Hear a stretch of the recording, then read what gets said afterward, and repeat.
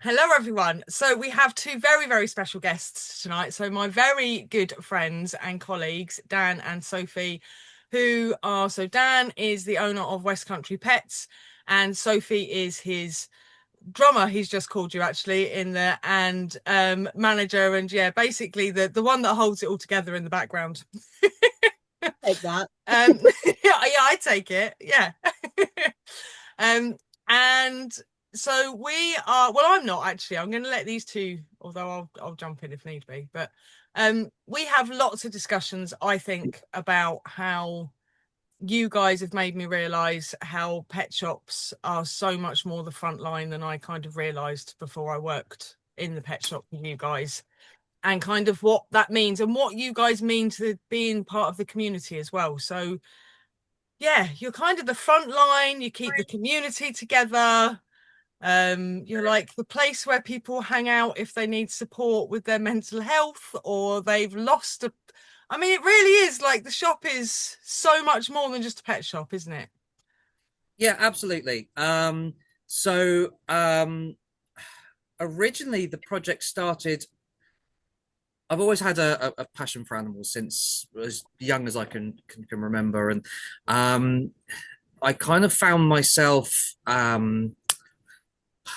don't really know how to put it. I was kind of almost lost. I'd had sort of a bit of a breakdown, and everything had kind of gone a little bit wrong in my life, and I was really searching for my place in life, and I somehow ended up on a market stall selling soaps of all things, soaps and bath bombs and stuff. And I really have no idea how I ended up being there. And at the point that I was kind of explaining to an 80 something year old lady in a farmer's market in Hatherley about her cleansing ritual, that's about the point that I went, this isn't where I want to be. This is not anything to do with me.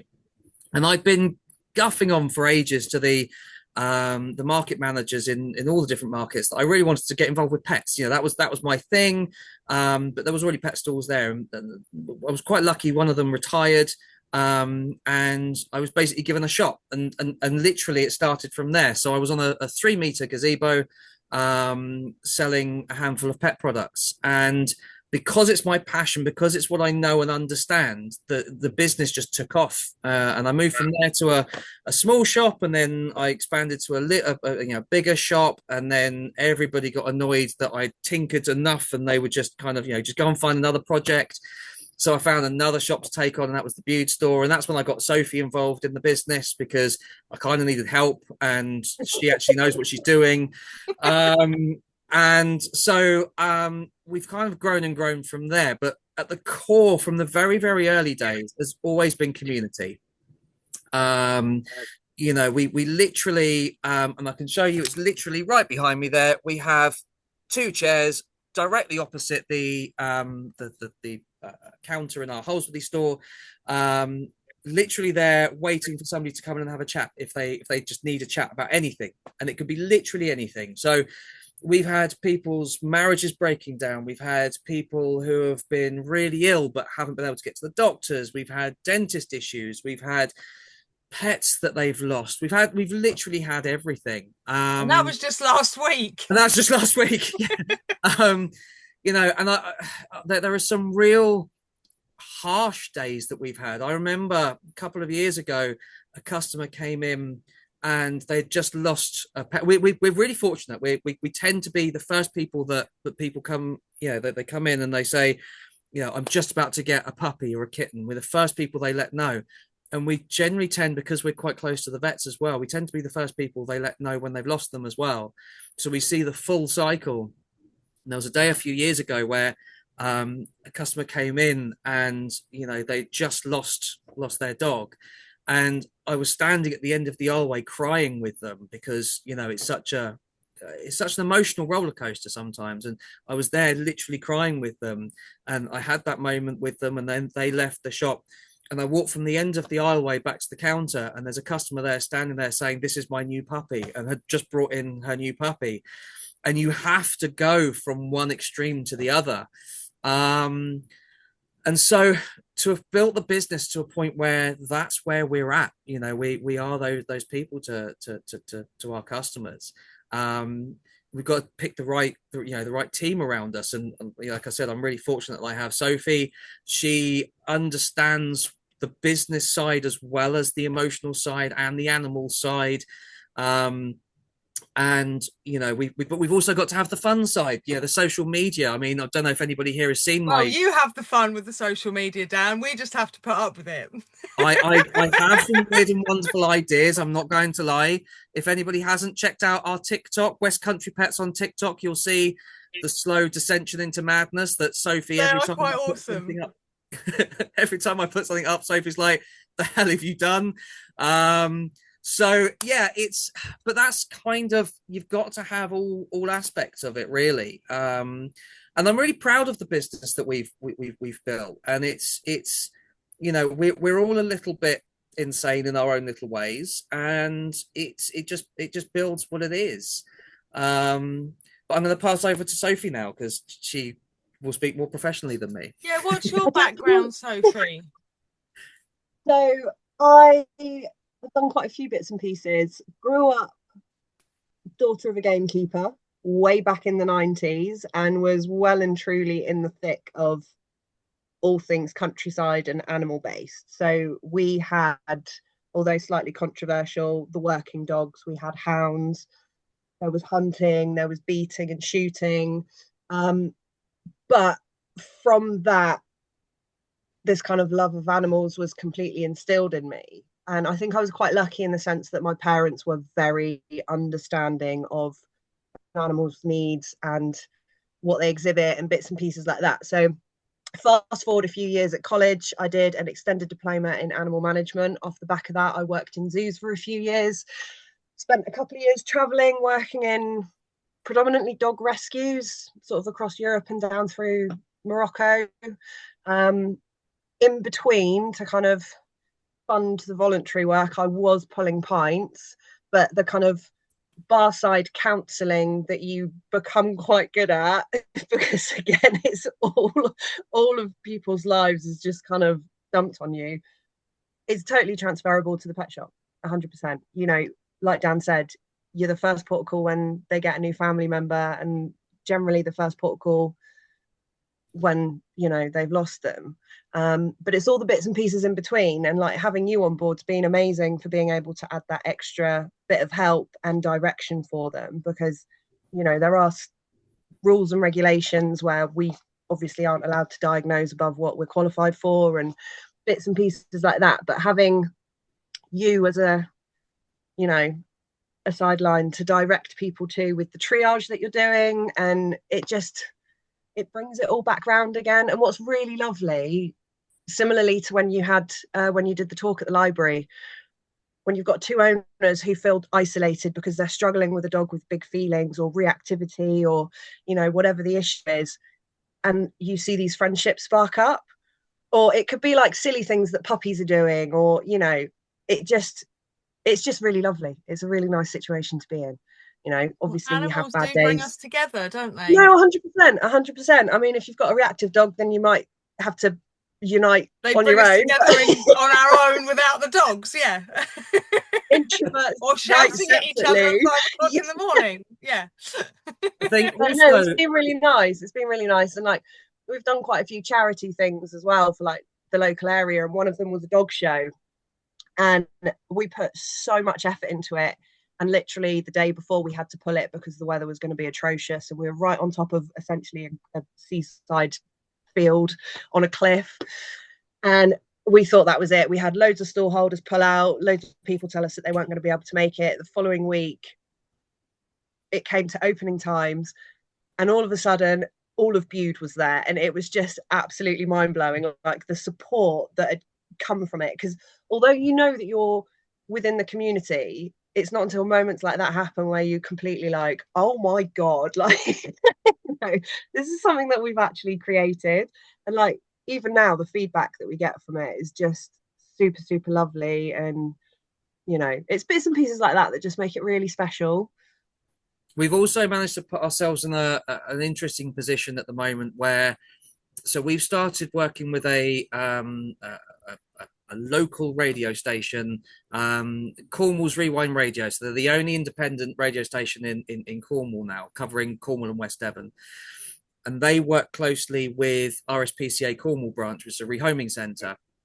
And we now sponsor their rehoming slot every Wednesday. And because of that rehoming slot, they've managed to now rehome over 400 animals this year, which is incredible. You know, those animals have now found themselves forever homes that they wouldn't necessarily have found as easily if it hadn't have been for that slot that we're now part of. And we're now tying in even closer with them. We've just done a donation drive for them, which after a bit of a sort of a slow start, actually went quite well. And we've got most of a van load of stuff that we can take down to them now. So that's going to be really nice to be able to give those cats and dogs in their care sort of a nice Christmas. Yeah, we've sponsored the football club, the youth football club in Holsworthy. So it was the under sevens we sponsored with them. So with their shirts, so that was quite nice. Personally, I don't like football, but it gives the kids something to do that's not. Well, it's just the community again, though, isn't it? Absolutely. It's So, what do you guys think is the most dangerous thing? Because I see you guys doing a great job.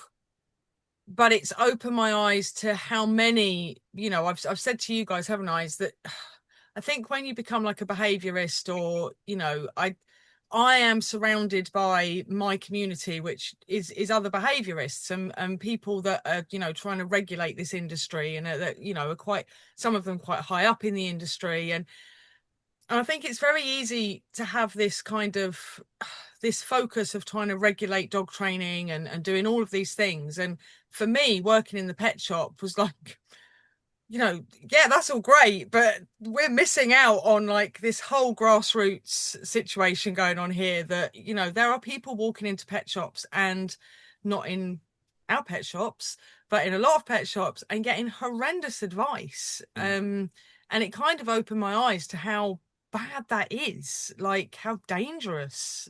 I think an example of that would be, so when we took over Stable Door, our predecessors had been there for, what was it, 20 odd years? 18. Yeah.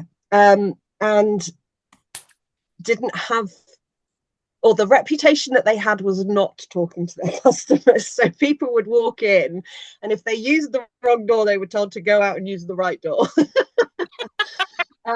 So, when we initially came in and took over, one, it was obviously, new people in a local area, a little bit of pitchforks at dawn. But for the most part, I think we had quite a warm reception. There were the odd few that took a little bit of time to adjust. But we had people coming in, and even now we get people coming in saying, I've not been up here for years because I came in once and this happened, or I came in, with the previous people.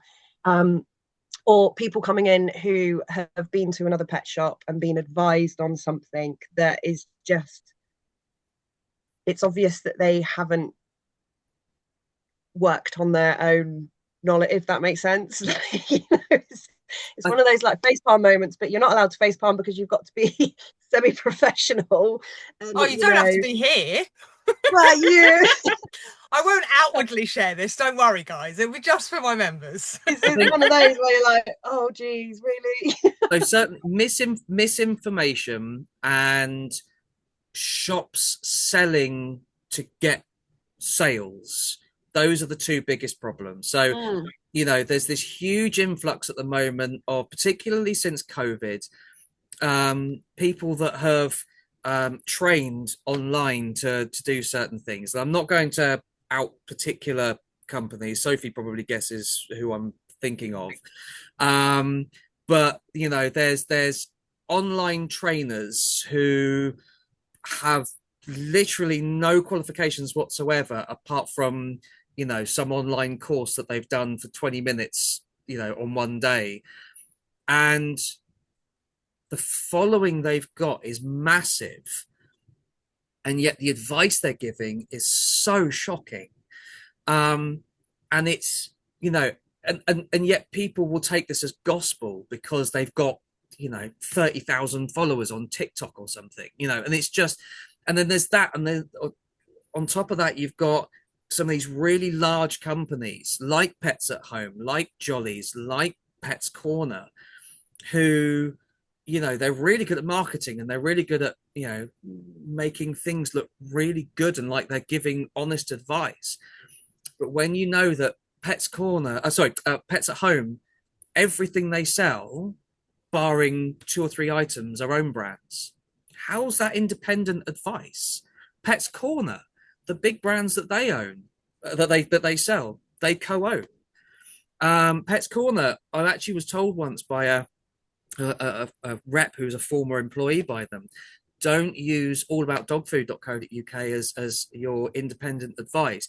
Use this other one. I can't remember now off the top of my head the company, but that's actually been owned by Pets Corner. It was created by Pets Corner. So the advice they're giving is use these foods that we sell and we own. And you kind of look at this and you go, how is this okay? I would rather take something. I have actually had somebody who I have given nutritional advice from with like my, you know, I've taught a level 3 AIM course. I've done extensive research with myself. I'm doing my AIM, my iPad level 3 in nutrition, and I'm there discussing with one of my clients what nutrition that their dogs, you know, need. And they've actually gone into a pet shop, and they've come back to me and gone, yeah, the lady in the pet shop said that, you know, you're wrong. And actually my dog should be doing this. And they've listened to the lady in the pet shop. So that's how much power, like, you have in a pet shop, isn't it? Although it makes a nice change that they've gone into a pet shop and accepted the advice there. Normally they come in and talk to us and they say, no, my vet has told me to do something completely different. Yes. Yeah, it's not every customer by any means. And we all know what great advice the vets give on nutrition. Sorry, did I say that out loud? My absolute favourite is when somebody gets a dog from a breeder, comes in to buy Baker's Butcher's pedigree, and the dog has to stay on it because that's what the breeder had mother on. And when I say to them, oh, that's amazing. So was the breeder a nutritionist? Do they have qualifications in nutrition? The face drop is the moment I'm like, would you like to have a discussion on what might be slightly more suitable and full of less carcinogenics? Because ultimately, it gets to a point, especially when you've done it for a little amount of time, where you kind of know what boundaries you can push and how cheeky you can be. And sometimes you have to be that little extra bit cheeky so that people actually listen to what you're saying. Yeah. So, you know, that's the pub coming in, though, Sophie, isn't it? That's and I think pub. That's those skills, without a doubt, coming in, because I have those pulling pint skills too. Yeah. It's also kind of like a challenge accepted mindset of, I know I can make life better for this dog. Obviously, you have to do that within the owner's remit, and we fully take that into account. But there are always alternatives. And, you know, speaking to somebody who has a little bit more knowledge than Dave down the pub, or your mate Sandy who's had dogs for 20 years, it's the owners who are a little bit more open to those conversations, or the ones that you completely turn on their head, which is just like the golden moment of like, the thing is, it's not even just food. I had a customer in the other day. She came in, she had a 5-6 month old Springer cross poodle, and this little thing, tiny, was like this, and she wanted a halty head collar on her because she was pulling. And I'm like, she's not pulling, she's just a puppy. And this woman was adamant that the only way to fix this dog was to put a halty head collar on. And the reasoning for this was because she previously had a Springer who, when he had a halty head collar put on, he stopped pulling. And it's like, there's so many better ways of doing this. And I managed to dive after, lots of venom in my direction from this lady. I managed to divert her, mainly because when her husband came in, I said to him, it's like, the reason that it's working is because it's like if you did something that I didn't like, I punched you. And every time that that you did something I I love didn't. the bluntness that we use in. Sophie's been a really bad influence on me. I was never like this before. But yeah, I mean, it's literally, and sometimes it does take that. And as soon as I said that, he went, "So should we talk about the harnesses then?" And it's like, yeah, let's do that. Let's, but we offer free harness fittings and they're no obligation. So it's almost like let's show this customer what we're talking about. Let's put our money where our mouth is. Let's do a free harness fitting that's no obligation. And I've done it before where I've spent 2 hours trying You've shut every your single. shop for my I have clients. shut my shop. You have shut your Yeah. shop. Yeah. Yeah, you've sent me some really lovely clients who have dogs with issues of some description who cannot, for many different reasons, sort of have their dog in a space where there's public. And the answer is we should never ever discriminate against those dogs. We should change what we're doing to enable those dogs to experience what everybody else does. Sometimes it's we don't let people in, but we'll still serve from the front, and other times it has been we'll shut the shop for you. And and we will just sit with that dog for half hour, an hour, if that's what it takes for that dog to get used to us. 3 sessions. I know Sophie's done one before where it's taken, I'm sure it was 3 sessions she's done one before, and that was definitely 2, but multiple sessions. We'll cut everybody out for however long, and it might take several sessions, and it's whatever's right for them. But it's getting this misinformation, it's getting this people thinking, who was it? Somebody said to me the other day, it's the people that have the small amount of information that are the worst, because they have was enough. Me earlier. Okay, all right. It's been a long day. That was like the last conversation we had today. So Sophie said earlier, it's the people with the small amount of information that are the worst, because they've got enough to go by that they know that there's a problem, but they don't have enough to realize that what they believe isn't right. I'm paraphrasing there. She put it far more eloquently than I did. Sorry, Andrew just came home. That's why I had to put mute on. My dogs were just like, yeah, Ruby's in the background snoring. Can you hear her? Oh, no. Yeah, I don't think you can on Zoom. It does kind of block out a lot of noise. Oh, hello, sorry, babe. Sorry, you go back. I was worrying. I was like, oh God, can everyone hear? No, we can't hear her. We can't hear her. Very beefy snore. I think that's what impressed me about you guys, to start with, is that straight away it was all about, I can remember down on I think it was probably my first day there, that, you said to me, it isn't about selling things. It's about education, and that just, can you imagine if all pet shops did that? Was, that they actually put the welfare of the animals in front of how much money they're looking to earn. And actually, I think when you do it well, and when you've got people that are really passionate doing it, like yourself and Sophie, and hopefully I'm part of that equation now as well.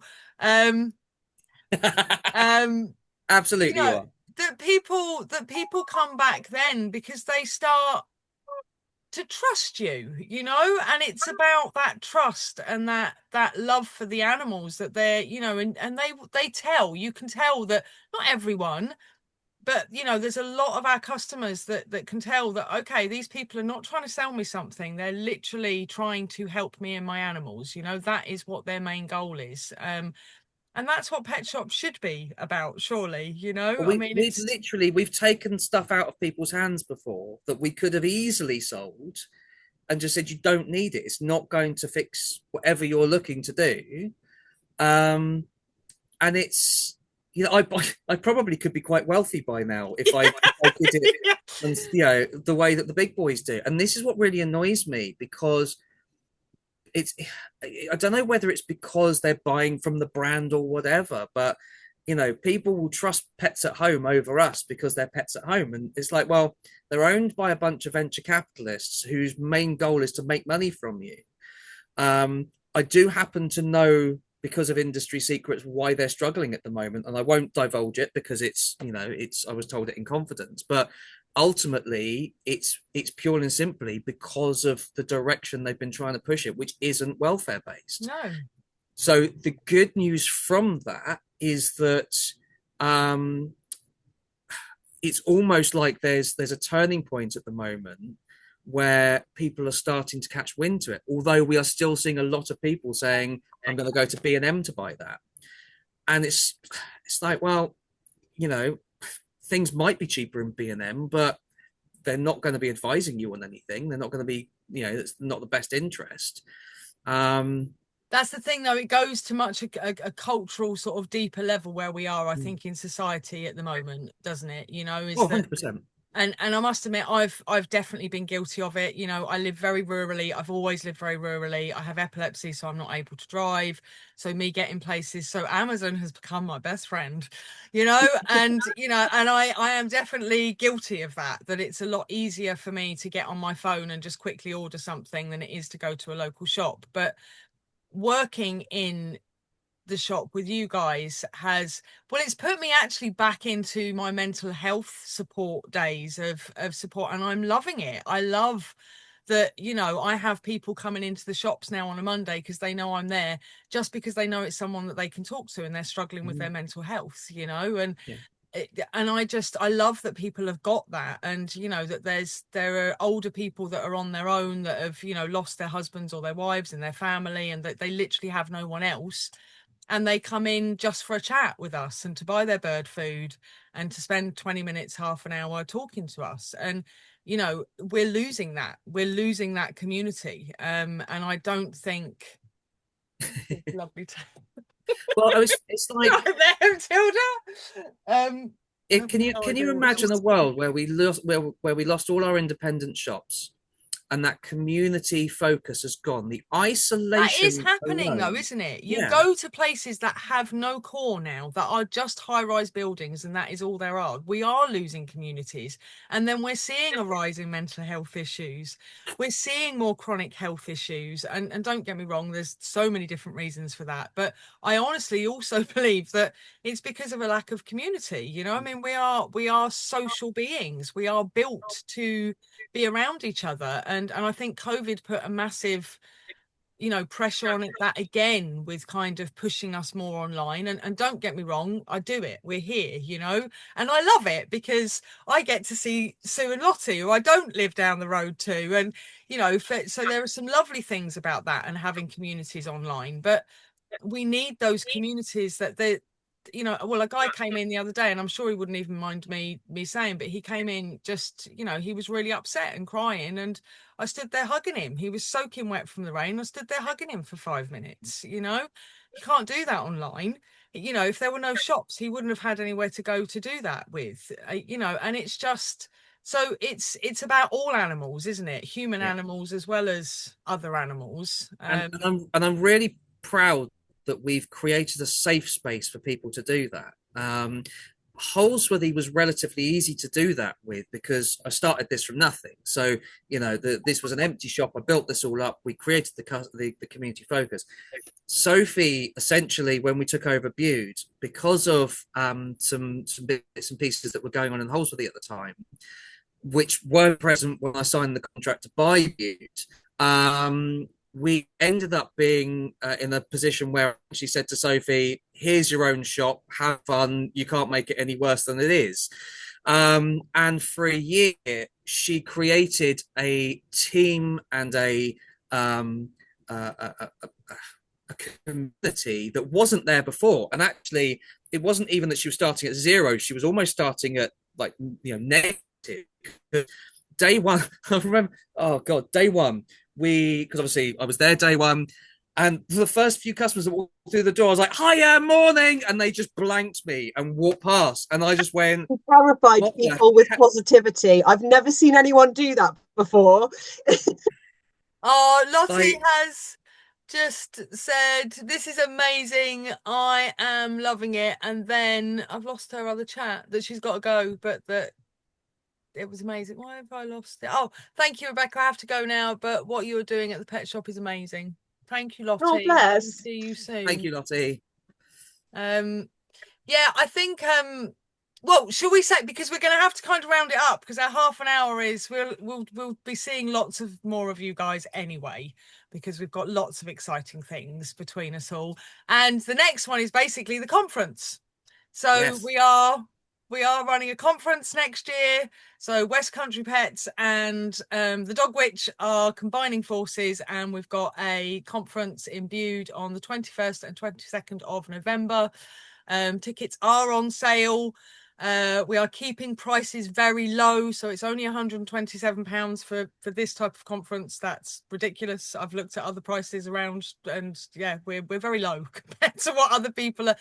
And that's again something that we are trying to do, isn't it? Is just try and keep everything so that people can afford it. And that's 2 days, 11 speakers, food and drink for the lunchtime bits as well. So I mean, it's a really good bargain, basically. And so, on top of that, for an additional fee of 45 £45, we have a Magic Circle mentalist magician coming in, and a 2-course meal. What Jack can do with his mentalism is insane.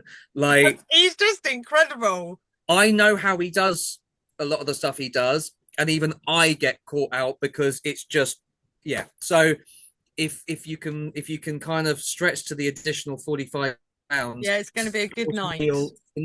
Quality meal, and what a show he's going to be putting on for us as well. Yeah. We're very lucky because it was going to be the tail end of his he was doing a tour, his first ever tour next year, and we're now one of a handful of exclusive dates, because he's got some other projects he's working on beforehand next year. So yeah, so we are now one of his exclusive handful of dates, so we're very, very lucky to have him. So yeah, it's if very you could touch exciting. that'd be great to do as well. Very exciting. Right, well, thank you so much, my lovelies. I'm going to press stop record.